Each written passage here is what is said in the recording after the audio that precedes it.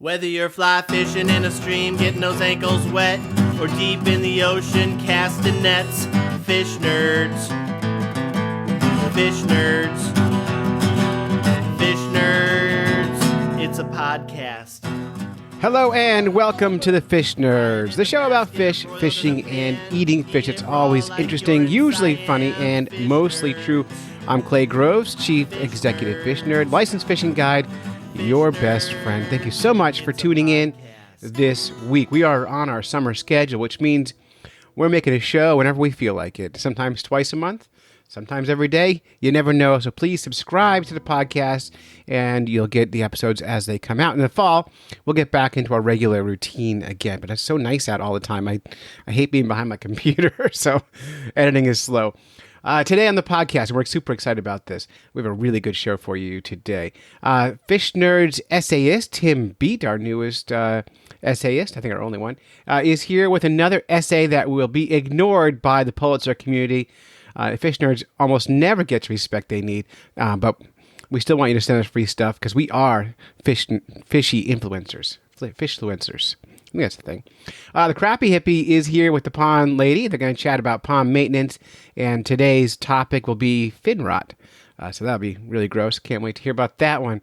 I also make a visit to Berlin, New Hampshire, and I chat with Jonathan Bergie, and get the lowdown on what it's like to open up a tiny little fishing shop in the middle of nowhere. So can't wait to hear about that. And we have the news, and we're going to talk about next week's show, which is kind of a big deal. I think I'm going to open with that because we're really excited about that show next week, and I think you will be too.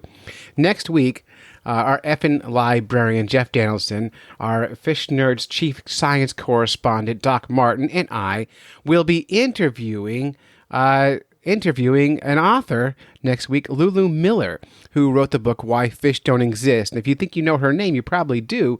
She is the founder of the Invisibilia podcast. You might have heard her on Radiolab.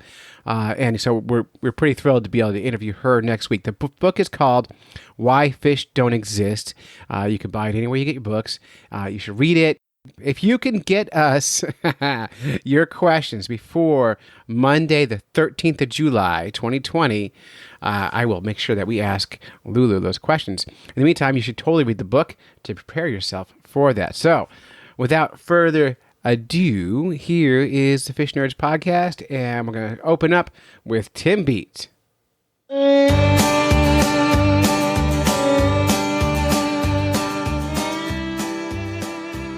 A few years ago, I hiked a path a mile downstream to one of the better pools on a local river. The river opens up at the pool, but before that it's difficult to see very far ahead of you. Now and then I'd meet somebody else fishing there, but this day I was surprised to turn the bend and see a guy balancing a bottle of bourbon on the trunk of a dead tree at the side of the river. My first thought was the guy was at the end of a 3-day bender. But then I noticed the bottle was full, and that he had several other full bottles of bourbon, as well as a few glasses. He was turning the bottle back and forth, and said something about waiting for the sun to be in the right position. I mumbled hello, not wanting to interrupt, and I left him to his, I just left him, and I went to fish the pool. After an hour with no luck, I packed up to walk the trail out, and noticed that he had a camera bag and was packing up too. So we walked out together. Come to find out, his name was Matthew Evans, and he was a rather famous photographer and social media influencer. A bourbon social media influencer. Well, I'd heard of bourbon barrels and bourbon flasks, and even bourbon decanters, but I'd never heard of a bourbon social media influencer. Matthew ran the Whiskey Consensus Facebook and Instagram pages, and had a website with reviews and recipes and even a glossary of bourbon definitions, such as the word thief, which in bourbon circles is a tubular instrument for removing a whiskey sample from a barrel and not the guy who stole your fishing rods from the back of your pickup truck. But Matthew really took pride in taking majestic photos of bourbon bottles, often in beautiful outdoor scenes. I later found the photos he had taken that day on Instagram. The guy is an artist. And he had nearly 60,000 followers on Instagram. I guess as many people like to drink bourbon as like to fish, and I suspect there's a hefty overlap between the two groups. When you're a writer like me, there are some tools of the trade that are required to consistently knock out Pulitzer Prize quality essays like this one. On my desk I have my computer, a dictionary, a fly tying vise I converted into a microphone stand, and a bourbon bottle, which unfortunately at this time is empty because, well, I just finished it. Why the bourbon bottle on my desk? As you know, it's important to properly lubricate your fishing reels now and then. It's also important to properly lubricate the fishing writer now and then. I believe in proper maintenance, and bourbon happens to be an excellent lubricant. Anyway, I asked Matthew if he got paid to be a bourbon social media influencer, and he said not really, but that he'd had the opportunity to tour many fine distilleries and was often asked to review products. You mean you review bourbon? I asked. Yes, he replied. And do distilleries sometimes give you samples to review? I continued, the wheels turning in my head. Yes, he replied again. Wow, I thought. Free bourbon samples. The Fish Nerds podcast has somewhere between 2,500 and 25 million listeners per episode, and it's a highly intelligent and affluent audience. At least there must be a few intelligent and affluent listeners out there. And if Matthew could get free bourbon samples, why couldn't I get free fishing gear for mentioning products? In full disclosure, Matthew said he loves bourbon and has a passion for it, which is how he started, and that the product samples only came much later after he had a long track record on social media and had become regarded as a national authority on bourbon. On the other hand, I have a passion for fishing, and there's no time like the present, so while I was going to tell you the story of the first fish I ever caught, I've changed my mind and will now share a story of when I was fishing in my bass boat. A brand new Tracker Pro Team 195 TXW Tournament Edition with 115 Pro XS 4-stroke engine and trailer. As I stepped into the boat, the sun was glinting off the dual Lowrance Hook 5 combo swivel color fish finders and the 24-volt Minn Kota trolling line. 1 hour later. So I sat down in one of the two movable folding fishing seats with bow and aft deck seat bases and thought about which rod to use. But I couldn't decide whether to use my Bass Pro Shops Johnny Morris Carbon Light 2.0 bait cast rod and reel combo with 20-pound Power Pro braided Spectra fiber microfilament line, or my Orvis Helios 3D 7-weight 9-foot fly rod with matching Orvis Hydros reel filled with Hydros Bankshot intermediate sink tip line. It's difficult to compare two such high-quality fishing combos. 2 hours later. But I digress. While pondering the choice between the two rods, I reached into my Yeti Tundra 35 hard cooler, admiring its 3 inches of permafrost insulation and rugged roto-molded construction, and pulled out a refreshing bottle of Diet Coke. Or perhaps it was Diet Pepsi, or a Red Bull, or a Gatorade, depending on which company is listening to this story. After a long pull from the bottle of, insert your beverage name here, I decided on the Bass Pro Shops Johnny Morris Carbon Light 2.0 baitcast rod and reel combo because, really, what are the chances of Orvis sending me any gear anyway? So I picked up the 7-foot medium action rod with 8.3 to 1 gear ratio and 14-pound max drag and 10-ball bearing. 6.5 hours later. But the real question was, should I cast a Mr. Twister Mag 12-inch buzzworm in green pumpkin on a Mr. Twister red keeper worm hook, or should I cast a Strike King Pro Model 5XD crankbait in chrome blue? That's the kind of question that keeps me up at night. 1 eternity later. The water erupted as the monster bass felt me set the hook and came out from under the lily pads. It took 15 minutes to get it in the boat, which, as you recall, was a Tracker Pro Team 195 TXW Tournament Edition with 115 Pro XS 4-stroke engine. And if it weren't for the Bass Pro Shops Johnny Morris Carbon Light 2.0 baitcast rod and reel combo, the Strike King Pro Model 5XD crankbait in chrome blue, the Yeti Tundra 35 hard cooler, and bottle of Diet Coke, or perhaps some other drink, I never would have caught that fish of a lifetime. And I have all those great products to thank for my victory. Okay, I have to confess, I don't actually own any of those products in real life, except maybe the Diet Coke. Hold on a second and I'll check. Nope, I don't even have a Diet Coke in the fridge. But I could own all those products if I was a fishing social media influencer and companies would send me gear for free. I guess I'll have to stick to the free toothbrush I get when I go to the dentist. He gives me one every time, and I'm not even a dental social media influencer, although I do floss regularly.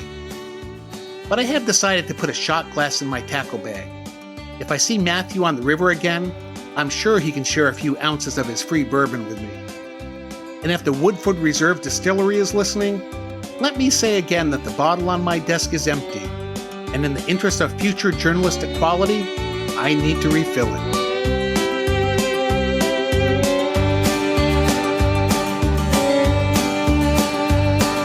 Thank you, Tim. Enlightening as always. Please take it easy on that whiskey. But we'll make sure we tag up all those companies. Maybe one of them will send you something free.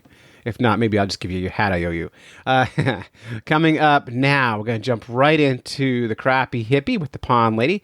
And they're going to chat all about pond maintenance. And today's topic will be fin rot. So totally gross. You'll like that. You can find the Pond Lady at robesonwildlife.com. And you can find the Crappie Hippie at crappiehippie.com. And you can find his glasswater lures there. He makes lead-free lures. He's on a lead-free crusader, which is one reason I like him a lot. Among many reasons. There's a lot. John, come on, take it easy. I like you for a lot of reasons, not just your lead-free lures. But anyway, here you go. Hello, Fish Nerd Nation. This is Crappie Hippie, your tree-hugging redneck from eastern Kansas, and we have a new segment for you tonight called Pond Talk. For our first episode, we're going to talk about something that's going on in my pond right now. I got a case of Kellam going on, which is Cecil Taxonomist's fancy name would tell you is the fancy name for fin rot. So I got together with the pond lady, and we talk about a few things you can do if this strikes. Fin rot's a fairly common thing in aquariums and so forth, but treating it in a pond is altogether different, and we're going to talk about it here tonight on Pond Talk. Hello, Fish Nerd Nation. This is Amy, the Pond Lady, welcoming you to Pond Talk. It's a segment where we investigate the joys and challenges of managing ponds and other small bodies of water. So whether you own a property with a pond on it, have some say as to how a community lake, pond, or stream is utilized, or simply share the dream of having a little bit of water to call your own, you're going to want to join John King, the Crappie Hippie, and me, freshwater ecologist Amy Robinson, the Pond Lady, for some Pond Talk tonight on Fish Nerds Podcast.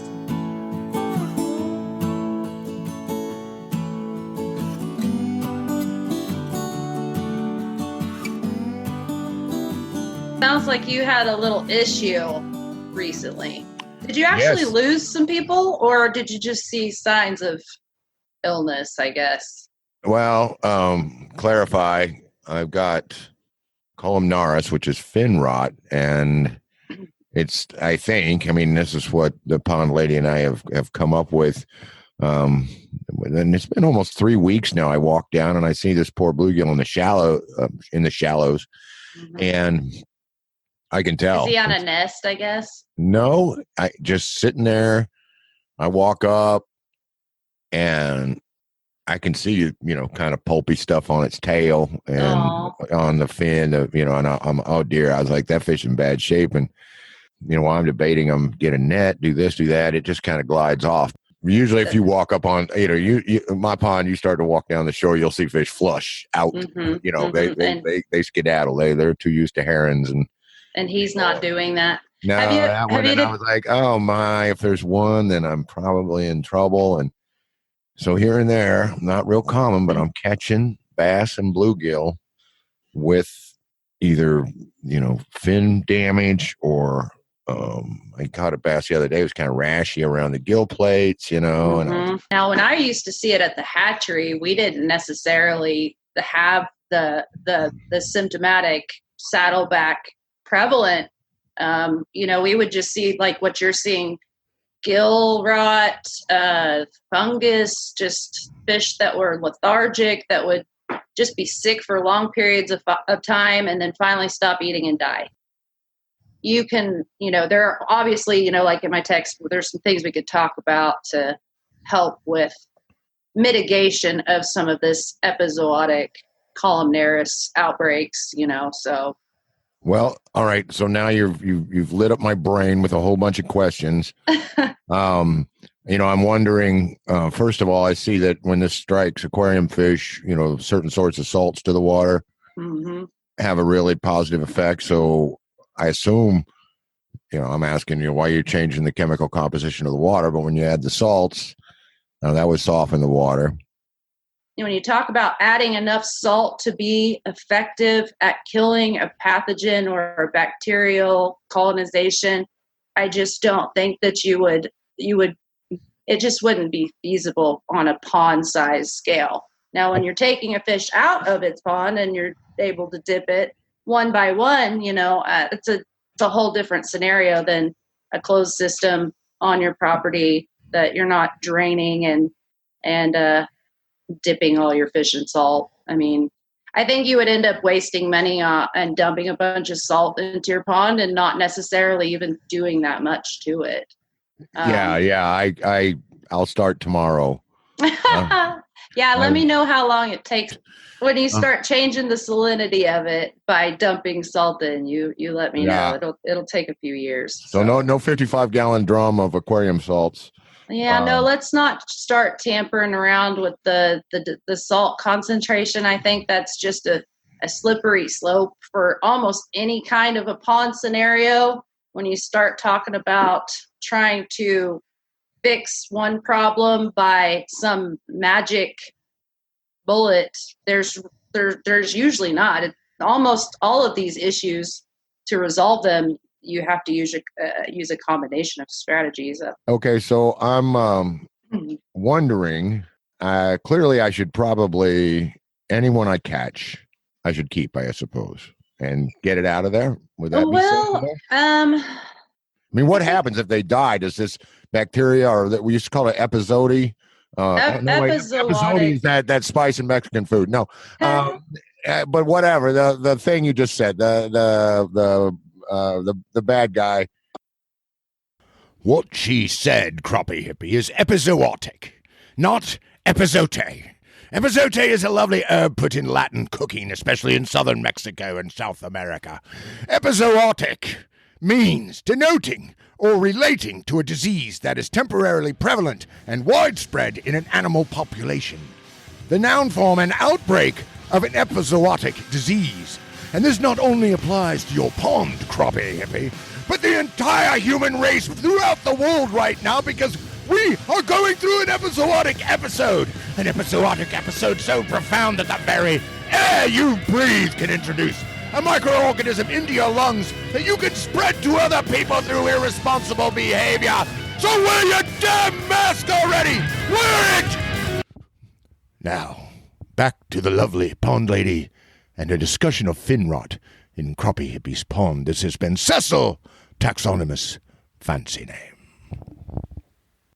When this fish dies, does it become a brooding, where it's going to just explode and all this microbial gunk, go on? I think a lot of that has to do very much with what else is going on in your pond, the species that are affected, their behavior, how dense they are in the pond. Also, this is from my experience, at least in Oklahoma, it's highly seasonal. So we'll see these little outbursts here and there, usually in the late winter, early spring. Oh, really? So okay. It is more of sort of a winter type. And now, like I said, in my experience, this is more of sort of a colder type issue itself. So that, I guess, is a long way of answering your question.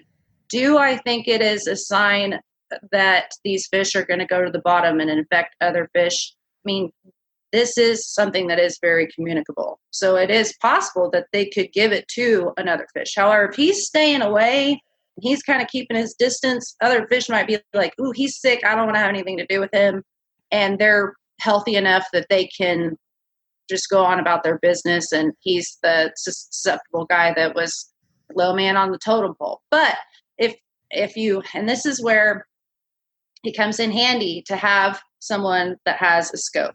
It's super easy to identify under a scope. And you don't really need too high a power to be able to identify it. So There are lots of pictures available. In fact, I can probably find us some good resources if people are interested. If they're keeling one at a time, our pond is very wildlife inhabited. How do I say it? It's Wildlife friendly. Wildlife friendly. Yeah. So I got a couple of buzzards that, I have this big, huge hay door in my barn that's open, and I got buzzards sitting on the barn. I got buzzards sitting in the barn. I've got coyotes running around the pond like crazy. And so if a bluegill or a bass were to die, bloat, and float to the shore, it's not going to be there very long because something's going to get it and eat it.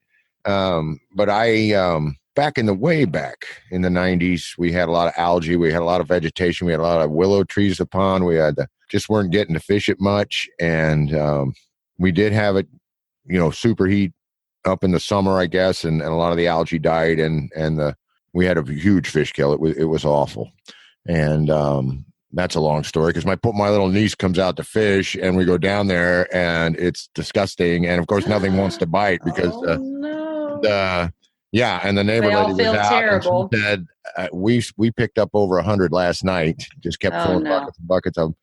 And then that's a legitimate fish kill. Yeah, serious, legit. bad adjustment. But it's amazing to me that these systems, they have their ways of adjusting. We don't want it to be that destructive or that radical, right? Your pond is like your friend or I don't know. It's just something you want to take care of, and it's like a body. That's what we have started trying to. Because there are a lot of our landowners that are like you that have been around pond systems for a lot of time, and they're much more familiar with what goes on in a pond and the sort of cycles that they go through. But if you're talking to some urban landowners that have never had a pond and now they have one because they moved into a development that has one, and a lot of these developments actually are built around ponds that are in existence. So they were there, and probably cow ponds way before the development's even there. So when you start trying to teach people about these cycles and how these ponds work, we've started telling people, okay, if you think about the pond like a person, then the bottom of the pond is sort of like the guts of the pond, the microbiome. That's a big key word that you hear all over the media right now because it's become such a big hot topic in human health now with all of these different types of fecal transplants and things where they're trying to readjust the microbiome by introducing microbiome inhabitants from a healthy person, quote, healthy person. I mean, if your pond's guts, the bottom of the pond gets out of whack, I mean, it's essentially like if a person has a long-term gut disorder, that's kind of how I like to describe it. Now, I don't know how analogous that actually would be, but in terms that people can understand it, that's the best way that I can really try to hone that in. So this actually does segue into, what can be done to keep fish kill events from, whether it be columnaris or algae, from happening again. Especially if you've already had an event like that, those are the more immediate causes of concern. Those are the ponds that are much more concerning than the ones where you're just now starting to see a springtime bloom that comes on and doesn't really go away as fast as it used to. So when you've had a fish kill event already, that sets off some alarm bells for me. And that says, okay, and it tells me a lot about the pond too. And I can almost immediately start ticking off some different features. Okay, I can tell you this pond's older. I can tell you this pond has probably not had a significant dam breach or some source of flood flow that has completely washed it clean. It hasn't probably been drained and dredged from all of the organic matter at the bottom. No. It probably does not have a source of air or running water. Now, some people do have wells. But to summarize, because I've got a couple more things I want to talk about. My strategy, I guess, will be to thin the bass. Mm-hmm. Don't panic, because this hasn't happened before. I'm not seeing, belly up fish all around. And outside of the one example where I saw the fish, in the pond, I've only caught 3 fish out of, say, like 20 some. Yeah, it's like, John, well, you only catch 4 fish. I was about that's to a say, lot. You're going to get some crap if that's all you caught. Yeah. Relax. Uh-huh. I've done a little better than that. And I'm not adverse to go ahead and keeping them, but yeah, that's all I need is to have a $20 microscope and be at, aren't you done cleaning those fish yet? No, I'm looking at every I'm looking single at piece them. of Yeah. I'm just going to kind of just keep an eye on it then. Okay, sorry to cut it off so abruptly right there, but I'm telling you, Amy and I, we sat there for over 2.5 hours talking, geeking out and all that, and I just kind of picked and chose as we wandered away from the fin rod episode and talked about other things and told stories and then would come back to it. It took me a while to kind of gather all the pieces together, but I hope y'all enjoyed this first installment of Pond Talk, and I'm looking very much forward to bringing you more, and so is Amy. So that was our first episode on columnaris or fin rot, which happens to people, and we got into fish kills and so on, and we'll probably talk about different aspects of that another time. We do have some other shows in the can. We're going to do one on fish weeds, and we're going to do one on stocking, and we're going to do one on pond prep, fertility. I mean, we have all kinds of topics that we want to geek out on. Thank you for joining us tonight on Pond Talk. This has been Amy Robeson, our pond lady, with yours truly, Crappie Hippie, your tree-hugging redneck from eastern Kansas, saying tight lines and Valentines. Peace out.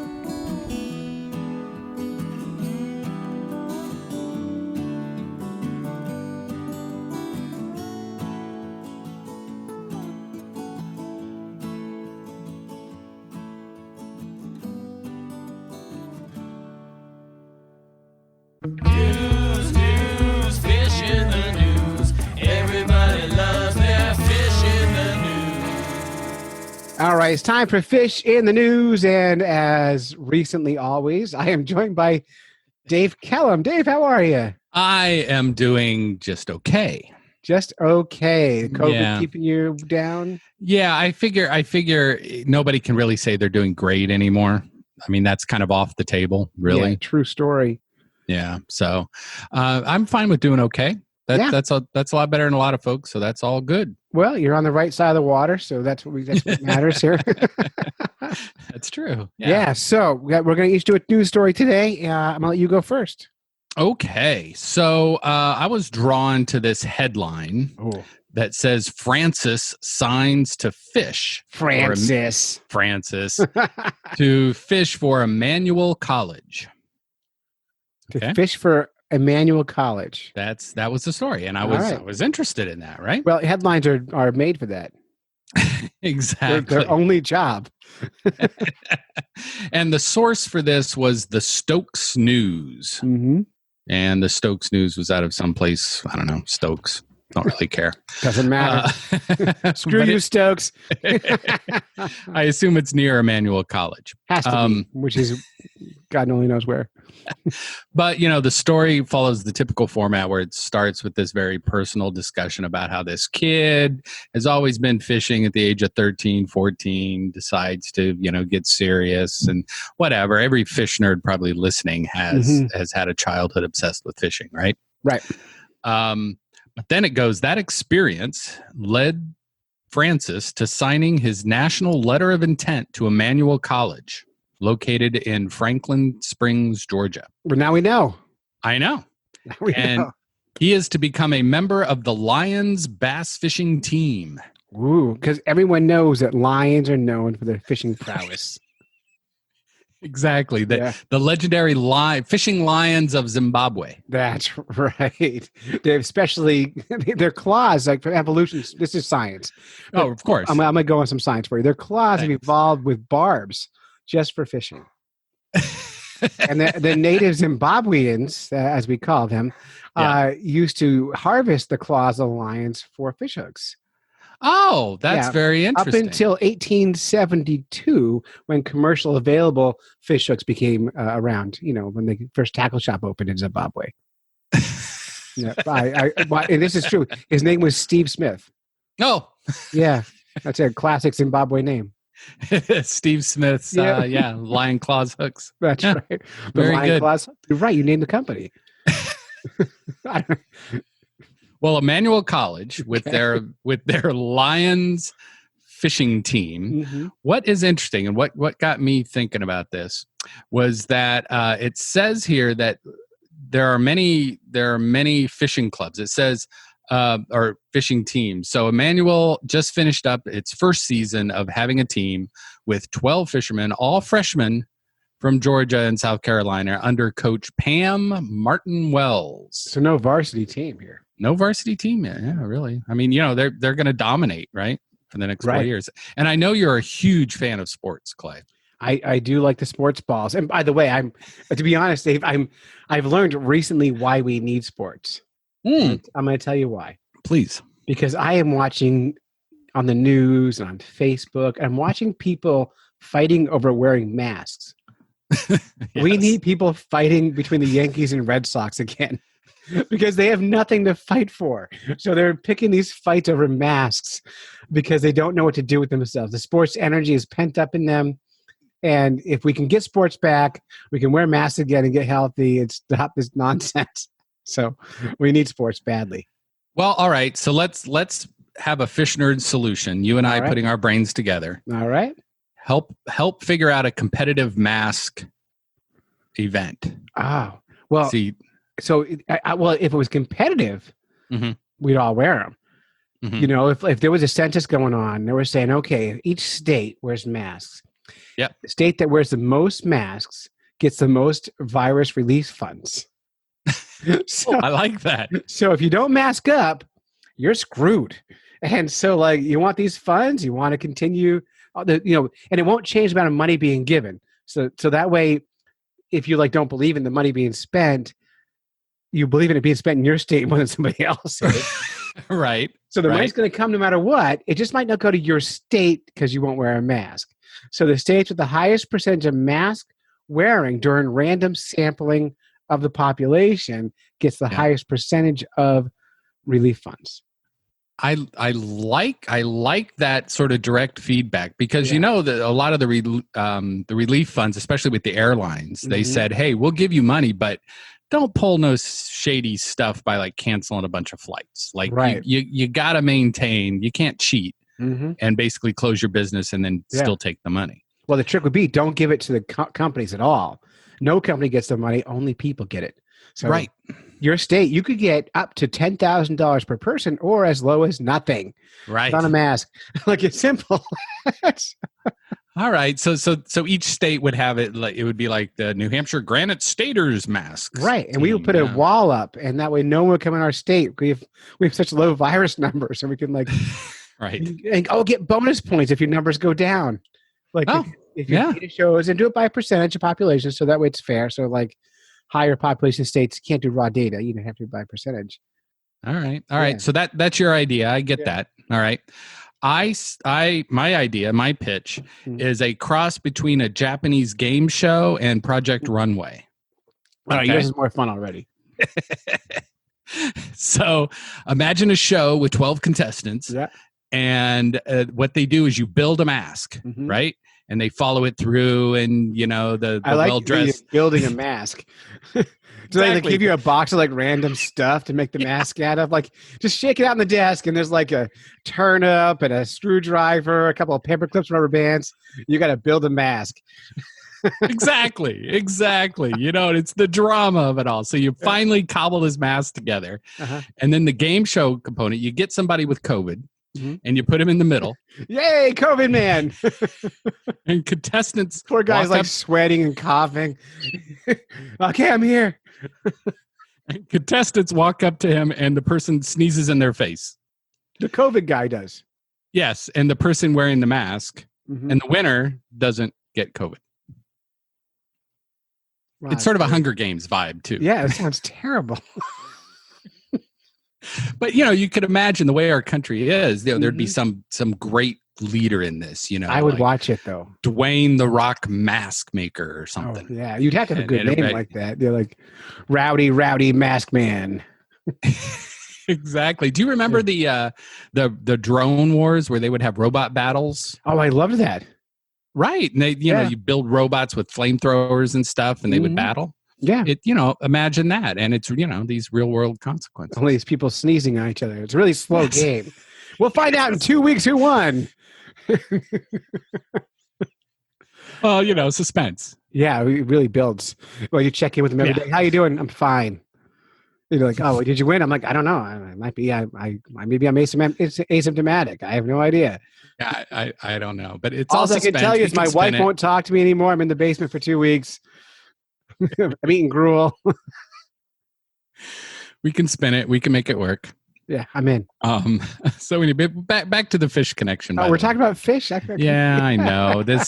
I'm sure we've lost many people by now, but no, our people love us, Dave.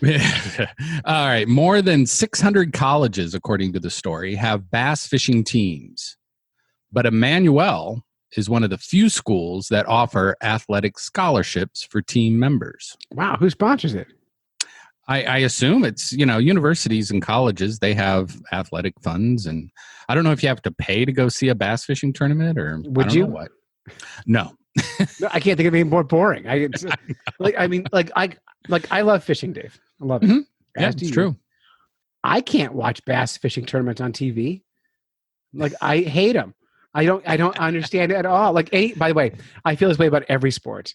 As soon as fishing becomes a competitive sport, I lose interest entirely. So athletic scholarships, and ramping up the majesty of fishing, I think that's what they were missing. They were missing out, and I'm just trying to imagine like Letterman jackets. I'm trying to think about like how would they be designed? Like, would they be a flotation device built in? Would it be Letterman life jackets? Letterman life jackets. I think you're right on target with Yeah. that. And you'd be the big man on campus with Joe the big bass man Well, here's kind the of thing. question though. Like, Mhm. so people do sports for a couple of reasons. The biggest reason they do sports is to attract a sexual person, a mate of some sort. I don't want to. I was going to be sexist and say to get a girl, but like all kinds of people, like That's all true. kinds of people. That's true. So whatever, That's I don't true. care. Has anyone ever in the history of the planet ever been attracted to someone because they can catch a bass? Like, I don't think it's ever happened. I'm trying to imagine like a scenario, like the dating game. And like the girl says, "Tell me about your bass fishing." And the guy goes, "Well, I like to throw a hammer squabbler across the water, flicking it under the weed beds until the bass explodes." And she's like, "Oh my, Oh my! oh my, stars I and have garters. I have the vapors. You're giving me the vapors." Nobody. No, it never ever happens. So Yeah. like, no attraction to the sport. It's gonna fail. Yeah, it is one of those despite kind of things. So it's Yeah. like, hey, you're attractive despite you're a bass fisherman. Right. And the fact that you're going to be going to bed at 4:00 in the afternoon so you can be up at 5 a.m. to go fishing. There goes date night. Yeah, exactly. So yeah, no, I agree. I think it's a miracle any fisherman actually finds anybody else. Yeah. So If you can find a partner who enjoys fishing, that's fine. But I'm really thinking competitive fishing. Like this, you don't see people and like saying, "Oh, I'm looking to date is like a rich football star." You see that sometimes. No one says, "I want to date a professional bass angler." Now It's impossible. you're going to get tons. You're going to get tons of comments on that because those people can make tons of money.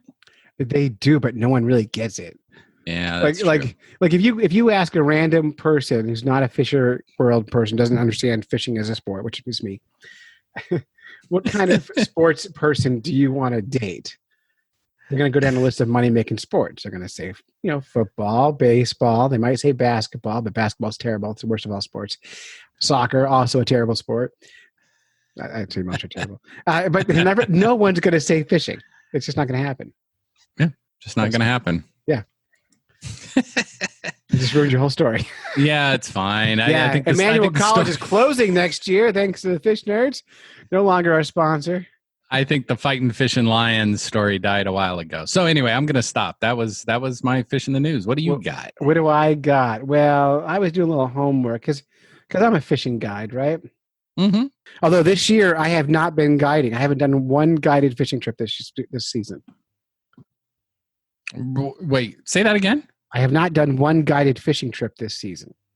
Really? No, yeah. People are paying me for boat rides, but not for fishing, which is great because it's really hard to fish and be socially distant. If you're teaching someone to fish, you're touching their hands, you're touching their fishing rods. So it's great. On a boat ride, I sit in the seat and I drive the boat and point at stuff, and they jump off, and then they get back in the boat, and we go back to the dock 4 hours later, and they pay me more than they pay for a fishing trip. Oh, okay. It's the best. That does sound like the best. It's the best. And I'm not pushing for more. Like this year, I'm not doing any marketing. I'm not trying to sell myself because of COVID. I don't want to be a crowded boat person. Sure. But I was thinking about, like, have you ever been on a guided fishing trip? I have not paid for a guide. No, yes, I have. Yes. Yeah. How'd you do? I think the guide did not know what he was doing. And did you pay me? Yeah. Was it me? Yeah. No. It was somebody else, and college friends came to town, and we went on the ocean. And it wasn't a great. I mean, it was a great day. It's hard to have a bad day on the ocean, right? But you want to catch fish, right? Yeah, I don't think he knew what he was doing. Yeah, I mean, I feel like that's me all the time. But so I was kind of doing a little homework here about like what do guides say to people when they're not doing well. So I found an article here from alwaysagooddday.com, and it's called "Things That Fly Fishing Guides Say That Clients Hate." So I thought we might go down this already. We might go down that list a little bit here today. So nice. All right. So number one. And these are all quotes that help temper a client's expectations, like preparing them for mediocrity, right? So here they are. So this also works for parenting. Yes, exactly. Especially people like me. Yeah. All right. So here's a few quotes on that under the idea of preparing someone for failure. I haven't been here for a while, but it fished okay last time I was here. So if you're a client, you're like, why are we here? Yesterday was really good. It's too bad that water cooled off a little. Oh, that's good. Yeah. Yeah, I've said that. Oh, really? Yeah. I've said all of these, I think. It's been crowded lately. So high pressure. Yeah. Did you bring the flies on the gear list I sent you? Oh, so you blame the people. Blame the people. By the way, my clients I bring the gear. They don't do that. Now, maybe you're missing out. I know. Well, I have had a few clients who bring their own bass gear on bass trips, and they got skunked because they wouldn't do the things that worked where I'm fishing. And the fly world, it's popular for fly guys. So they spend $600 on a fly rod and reel combo and get all the flies. They want to bring their own gear. So here's what fly fishing guides say about the clients' gear. You would have landed that fish if you had a better reel. Insult them. Yes, I like this. Okay. Yeah, by the way, I've said that about my own reels. You would have landed that fish if you had a better reel. Or that's too much rod for you. Oh, I said that to my wife once. I bet. The blatant upsell. Do you like my rods? You can buy one today for 10% off. I think we all know. Oh. We all know those guys who are owned by by the marketing companies. And yeah, that's totally dicey. Yeah, your waders are leaking because they're cheap. So that's just me. Here's my favorite. Wow, that whole article is based on blame. That's it's good. Me. Well, that's how we do. If the fishing's great, we don't say anything. We just catch fish, take pictures. Here's my favorite though. This is the how awesome a guide he or she is section. So Like, I'm on so-and-so's pro staff. So bragging about your pro staff. La-di-da. For the record, I am not anyone's pro staff. I don't even know how to do that. Here's a fun fact about any kind of fishing guide, Dave. All of them are sponsored. None of them will tell you how to get sponsored if you're their friend. Like, they just know it's a secret on how to become a pro staff. It's a super duper secret. Well, it's like Fight Club. Yeah, no one talks about it. You know, yeah. They brag about who rule. sponsors them, but they will never tell you how to get the sponsorship. Super secret. If I learn, though, I'm going to announce it right here on the Fish Nerds podcast. I'm like the guy who ruins magic tricks. You are that guy. Yeah. No one fishes this spot by me, but me. Well, like it's a or secret by spot. you. By me. Yeah. No, I shoot him. You should follow me on Instagram. I might have said that. Oh, nice. Yeah. But I've had clients who've hired me and I would give them some choices of where to go and they would ask the question, where's the best spot for Instagram pictures? Really? So, yeah. I've been asked that 3 times. Wow. Well, you get these people coming from a city who want to go fishing. Yeah. More what they want is to show pictures on Instagram that they went fishing. So they want the good pictures.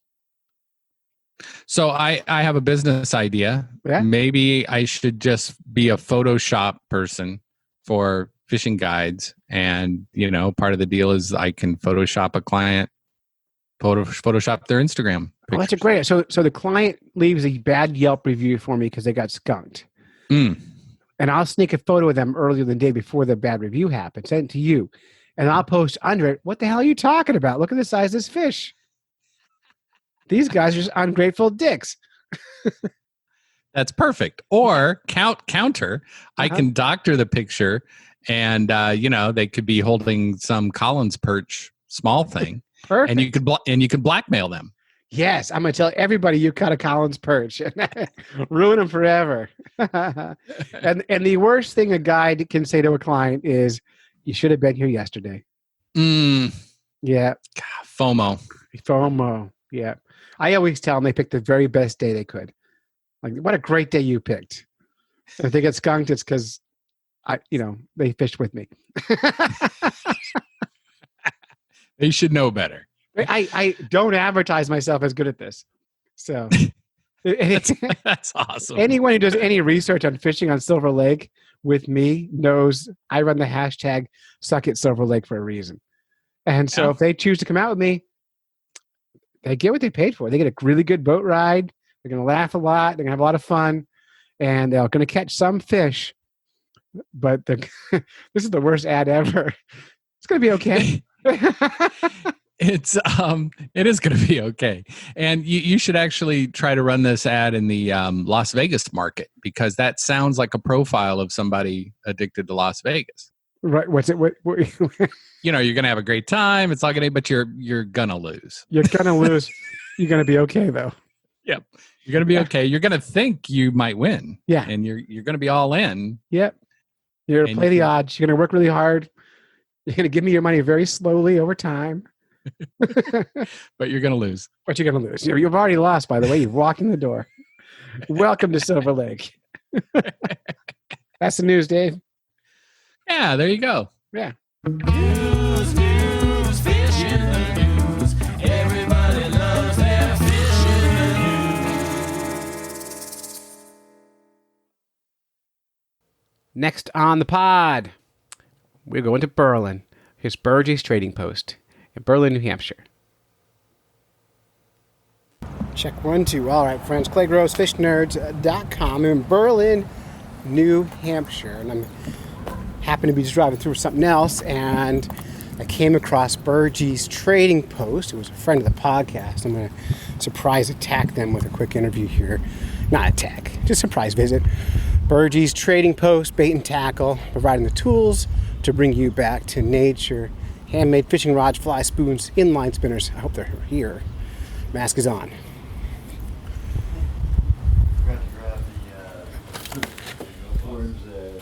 Jonathan! What's going on? How's it going? It's all right. Not much. I happen to be driving in town. Thought I'd come stop in and buy some stuff from you. And maybe grab you for a quick interview. Could I come back in 5 minutes? I just have Yeah. to get my wife from bringing to work. I don't want to talk to your wife. No. Yeah, it's fun. Okay, so my timing was a little poor. He had to, Johnny, I would say Johnny Bergie, Jonathan had to run out and pick his wife up from work. He'll be back in a few minutes, and I will grab a quick interview with him. I don't have a lot of time, and I'm going to buy some crap too. But Bergie's trading posts, and he's doing a good little business here. I'm excited for him. But yeah, Berlin, New Hampshire, old mill town up here, in the middle of nowhere, and he's happy to be driving by, so it's kind of cool. Morning, how you doing today, Clay? Super good to see you in real life. I've been seeing you online a lot. It's been really, really cool. And Tim Bete's been buying and using your gear and convinced me I need to come up here and find it. Yeah, I have no excuses for that. I saw Tim and I was like, he's got money. We're going to just send him everything we can. You just take their money. Give me your money. So, Jonathan, kind of run down what's your thing you're most excited about? And you do custom rods. You want to talk about that? Yeah, we make custom rods here. We're starting to get into the fly rod market now. But we were making some light rods, ultra light rods. Now we're starting to get into the bass fishing and more of the fly fishing rod market. Just trying to capitalize on a little bit of tourism as it comes through a small town like here.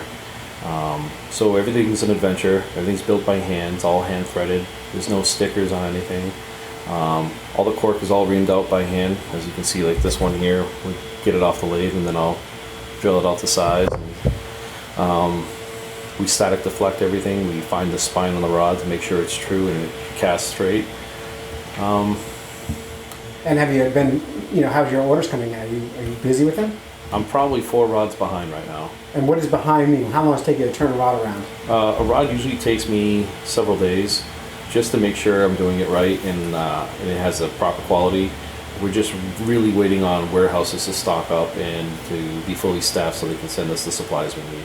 Yeah, because I was in Walmart the other day and they are barren. There is nothing available. So you have some advantage here because you have stuff in stock. And I'm looking at your soft plastic specifically. I know that Tim's been doing really well with them, and I'm going to grab a handful before I leave today because the variety of soft plastics you sell I've not seen in any store anywhere else. It's kind of remarkable. Well, the good thing about that is we don't have to order it from anywhere. We make it right here in-house. We have all our molds CNC'd. We put our name inside some of the molds so you can see that you're using our plastics. I can make it sinking, floating, jerkbait, finesse.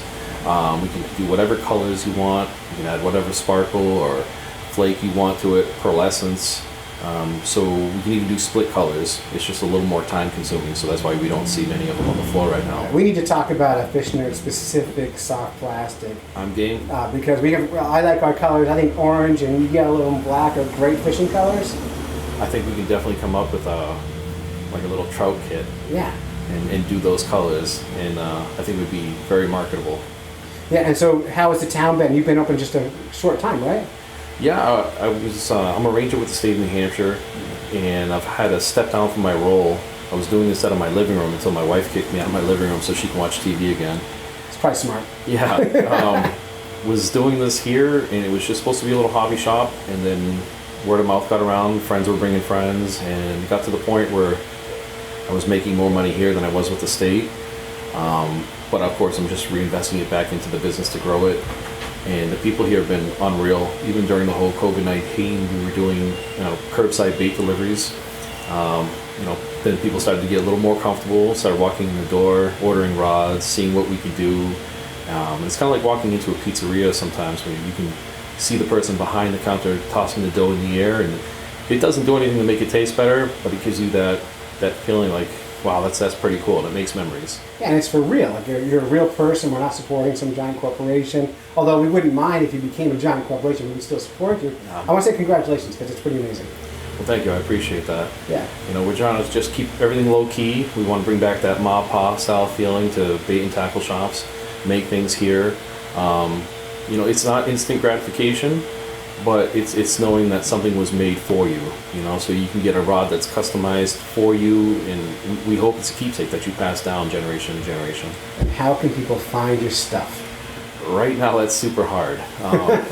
Well, we've been going the complete opposite way of all the big chains, just because we do want to stay true to the ma pa feeling. We are only on social media like Facebook or Instagram. You do so much Instagram, like so much. We try. and a lot of it I still need to put up. We have video upon video upon video of us just going out and fishing with the GoPros, and I wish I had more time to edit. I can't even keep up with the orders we have. Yeah, but if you're making money selling your plastics and selling your equipment and your gear, you don't want to spend time editing video for Instagram. If you're already making the money, you can waste your time doing that, and it's not going to make you more money. So you got to focus on supporting yourself, your family, your business, all those things. Yeah, no, definitely. It would be nice to grow in the future, but we want to keep things within means, within reason, and be true to ourselves. We don't want to lose that path. We want to make sure every rod is still made by hand. We want to make sure every bait is still poured by hand. Every inline spinner is turned by hand, and customers can see it when they come in. They can see us painting lures. We want to keep it genuine. Right, and you've got this nice little shop here, and it's very small. My guess is the size of the shop keeps your overhead relatively low, so you can afford to keep the business going. That makes it sustainable all by itself. Well, that was key, from being kicked out of my living room to finding a place that was within range. Yeah. So it was only supposed to be a hobby shop, and I'm trying to utilize every square foot I can in this building. Eventually we're going to have a shiner tank and smelt tank put out back, but it's hard to get the electricians to come out. They're just getting caught up again right now. But it's great. The community here is great. They've been super supportive. They saw it as, someone's investing in our town that, everyone's given up on. So they've come out here and they've told all their friends, and, I'm just disappointed because I wish there was more you could see on the walls. It's pretty barren right now, but that's because they've been super supportive and bought every rod we've made, every bait we've put up. There's blank spots everywhere. Awesome. So, yeah, I can't thank them enough. Awesome. Well, that's great. This is Bergie's Trading Post, and we'll put links up at fishnerds.com, and we'll do Instagram for you because I know you love Instagram so much. Thank you. I appreciate it.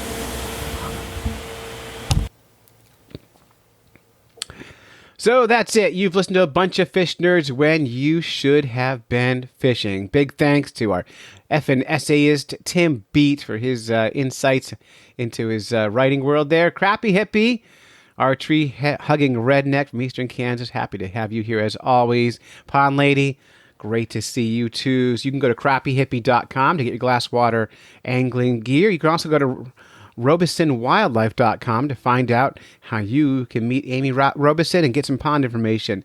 And you can find Bergie's Trading Post on Instagram and Facebook. And big fat thanks to Wally Pleasant for our opening theme music, Diane's Bath Salts for our our Fish in the News, and for our fish sex music. We're not supposed to say the name of the writer of that anymore because he's a listener. Hello, you know who you are. Thank you so much for that. I can't remember why he told me not to say his name, but anyway, I appreciate it anyway. So next week, back in the pod. Until next time, follow the code of the fish nerd, spawn early and often, never trust a free lunch with strings attached, and swim against the current every chance you get. Whether you're fly fishing in a stream, getting those ankles wet, or deep in the ocean, casting nets, fish nerds. Fish nerds. Fish nerds. It's a podcast. Just for the halibut! Fried in a basket or broiled in a pan. Eat it raw like you're in Siam. Fish nerds. Fish nerds. Fish nerds. It's a podcast.